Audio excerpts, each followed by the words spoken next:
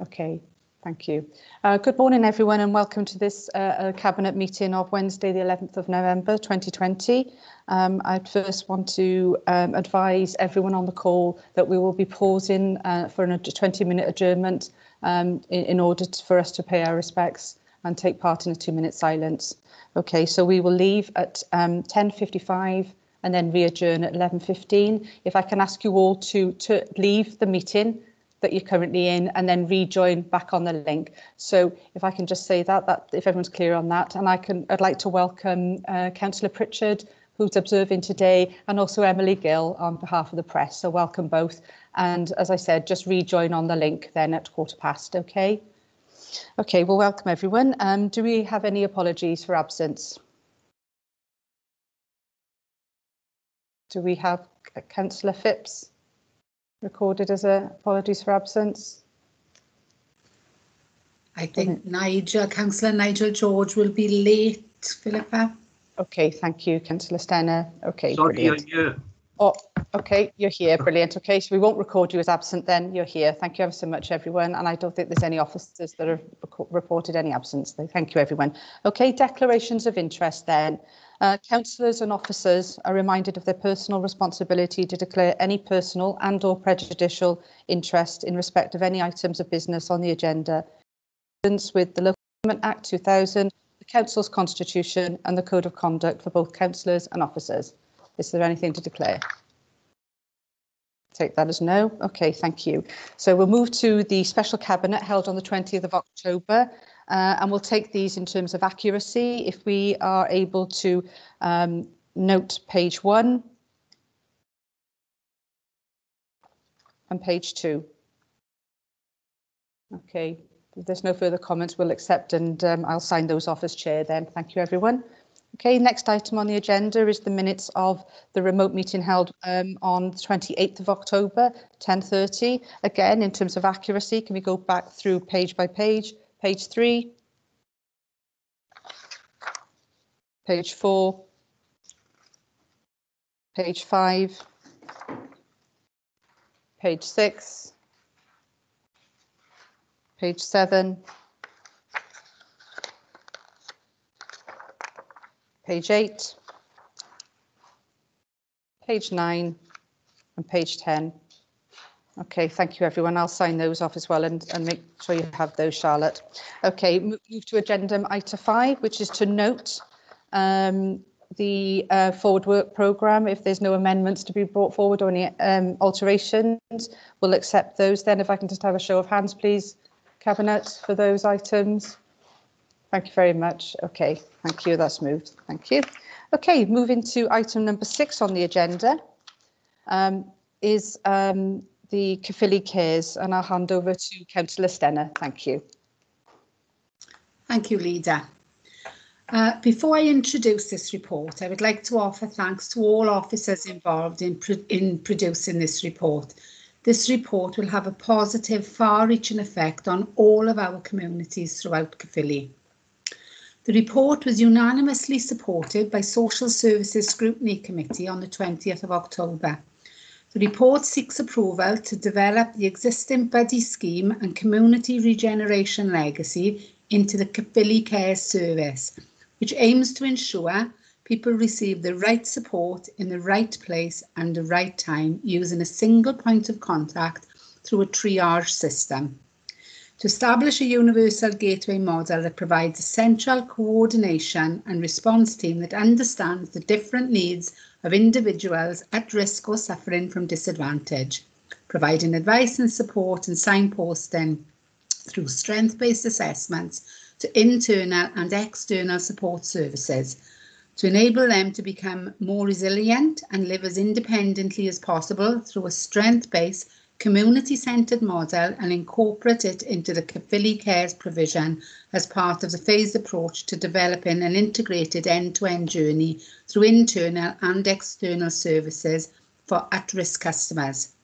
To create the conditions for community assets to thrive and create a balance between service and community support by removing any barriers, and for our services to work alongside communities in ways that are empowering, engaging and meaningful, to stimulate collaborative working within the council and with partners, and above all, put communities at the heart of what we do.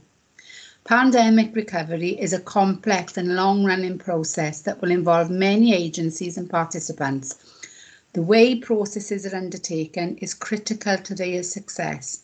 As a result of the pandemic, our communities will suffer from economic, health and other social challenges. Wellbeing issues and inequalities existed in our communities before the pandemic, which has only served to exacerbate these, and the coming months could prove particularly difficult.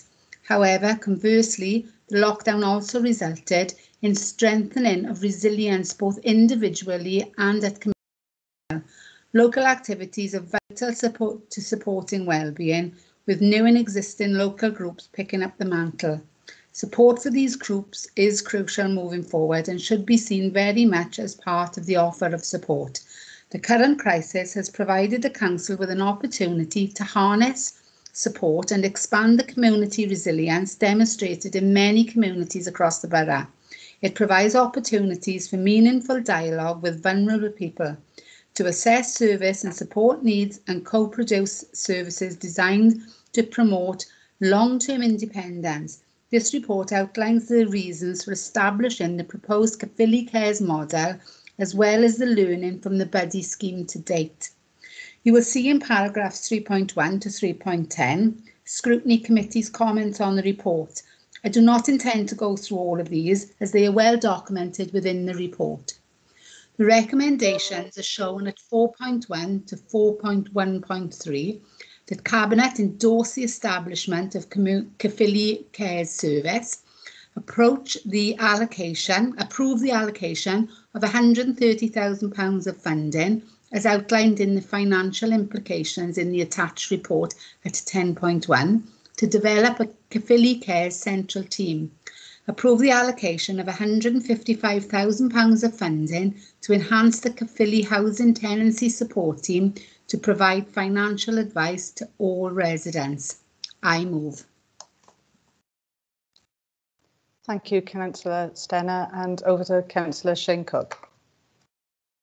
Well, thank you, Leader. Yeah, well, I'm not going to dwell too much on this because I know we're short on time, but I believe this scheme is crucial to supporting residents in the borough, given the difficult economic climate now that's going to come because of the impact of COVID.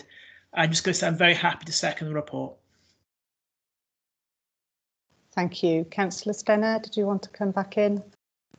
I don't know whether Director Dave Street wants to add anything to this report. Thank you, Leader.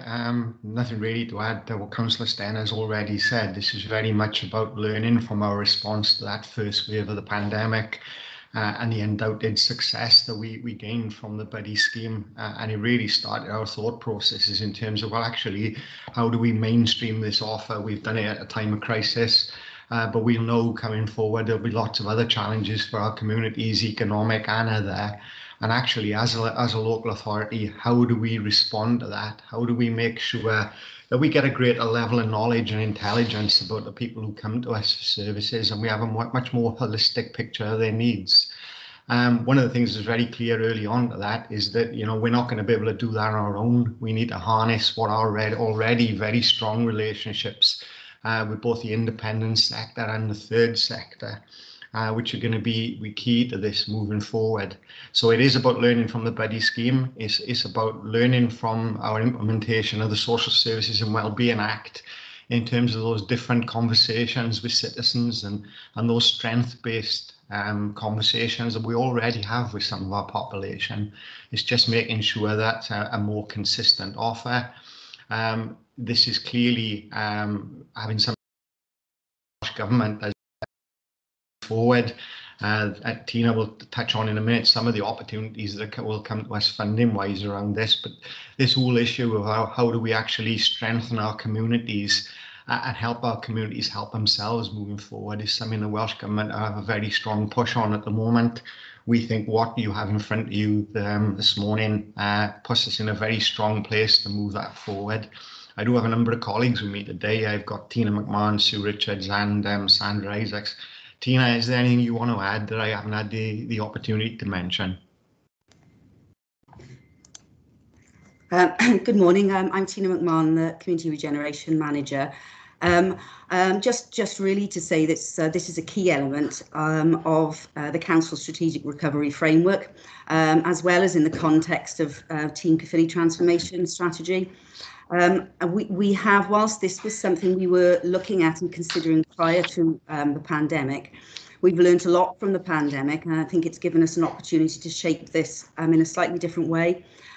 During October and November, we made calls to all the vulnerable people that were being supported by buddies to understand their current needs. And we identified that there are a number of wider issues and referrals that were needed to be made.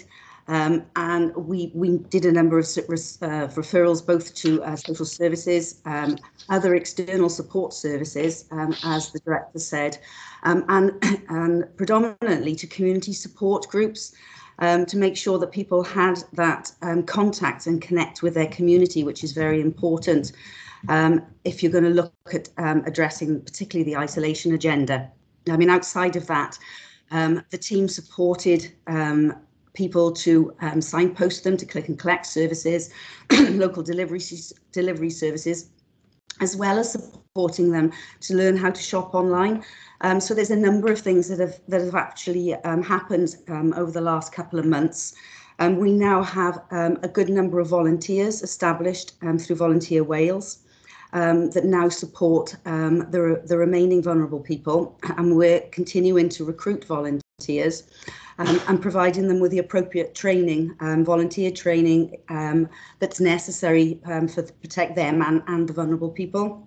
We're also developing a number of other things like data sharing, etc. I think the learning we've had has enabled us to identify people that previously would have fallen through the net. As the director said, we've had a number of conversations, actually secured some funding through discussions with Age Concern, the Red Cross and the Welsh Procurement Alliance.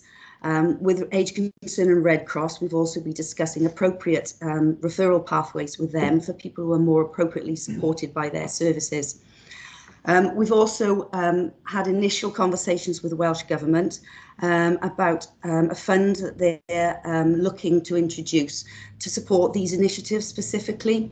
And this is particularly around enhancing and supporting our community organisations to enable them to support people in their own communities and have the necessary support for themselves as groups to expand. We don't know the exact detail of the grant yet, but I'll be talking to Welsh Government further this week about that. But there is a potential 4.5 million across Wales, which could support and enhance the Caerphilly Cares proposal. There's also opportunities potentially through the Cardiff Capital Region Innovation Fund as well. Thank you ever so much, Tina, for that. For adding another level there and information. And it's right, isn't it? It's about harnessing the right routes and being able to signpost, but it's about that consistent offer. I think that's so important. What's just you and Dave have just highlighted. OK, I've got two indications to come in. If I can bring in Councillor Cook, please, and then Councillor Morgan. Yeah, thanks, Lee. I've got a question. Referring to paragraph 3.4 of the covering report, what will be the long-term funding options in the event that additional funding is not secured from the Welsh Government? Thank you, Councillor Cook. There's a couple of options open. Tina's already alluded to there. There seem to be a number of grant avenues open to us that we're keen to explore. We do have some underspends at the moment in around things like the Children and Communities grant that we can access in the short term. And of course, in pulling this together, we agreed that for 1 year, we would actually utilise the social care service reserves to, if you like, pump prime this initiative. However, we do need to secure long-term funding for this. If we rely on grant funding in the first instance, then we're only going to be able to appoint fixed-term staff. We're not going to be able to appoint permanent staff. And I think, I suppose that the scenario that would have to play out is that we would probably have to come back to the Cabinet/Council in around February of next year with this as a pressure and a growth bid. As I said, we're doing all we can to secure some external funding to support it, but ultimately we think this is, you know, a fundamental part of our offer to the citizens of Caerphilly moving forward. And it's going to be a growth bid that we will need to bring to you in due course if those other avenues are shut to us. Okay, Councillor Morgan, and then I'll bring in Councillor Stenner. Yeah, yeah, thanks, Leader. I haven't got a question on this. I would just like to add my support to the report as somebody who worked on part of the buddy scheme. I would just like to say how much good it does for the volunteer as well as for the person you're doing the volunteering work for. It's so good for the well-being, and to embed this collaborative work into our community just adds to community cohesion. And I just want to put my full support behind the report and thank Tina and her colleagues for the amount of work which they put into this, because they really, from starting from nowhere, have expanded this into something that's going to be, as I say, embedded hopefully within our communities. Thanks very much. Thanks ever so much, Councillor Morgan. Councillor Ridgewell, and then I'll bring in Councillor Stenner.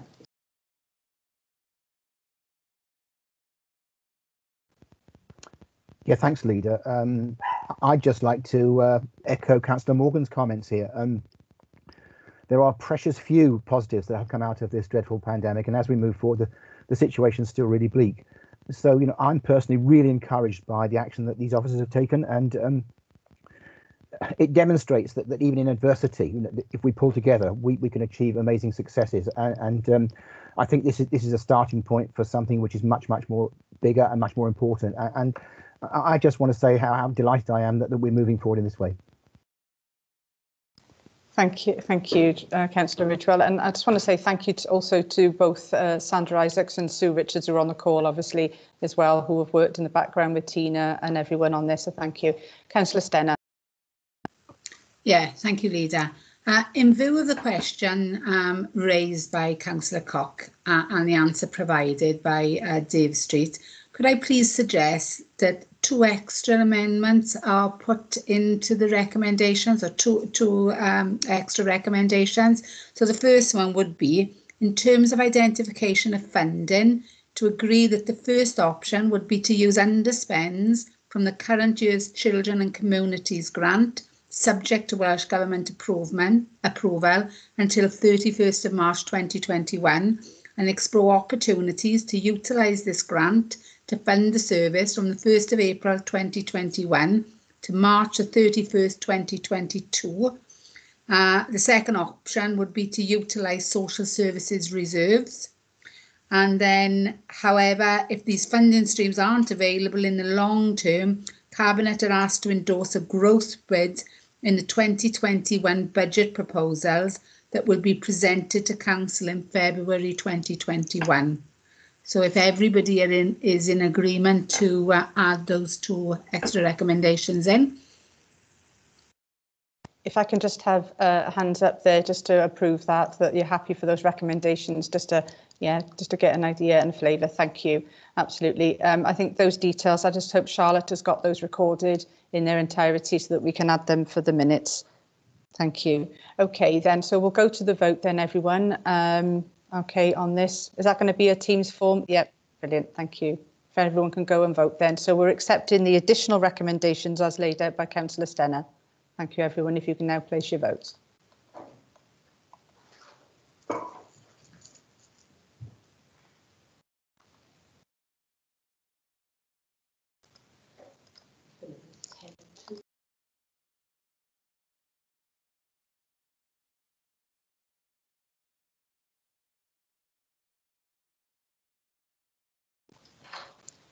Thank you, everyone, for voting, and that's unanimous.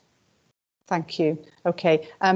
As it's 10:52, I think as we've got 2 other items to discuss following this, and we've just concluded that first report, I think it's probably right that we pause now. So if everyone can leave the meeting, and basically we will have 2 recordings. The recording of this Cabinet will be in 2 sections. So if everyone's happy with that, we'll pause now, everyone, as I think it's a good point in between the reports, and then we'll all reconvene at 15:15. Okay, thank you ever so much, everyone, and thank you for the support on that report. It's fantastic. Thank you.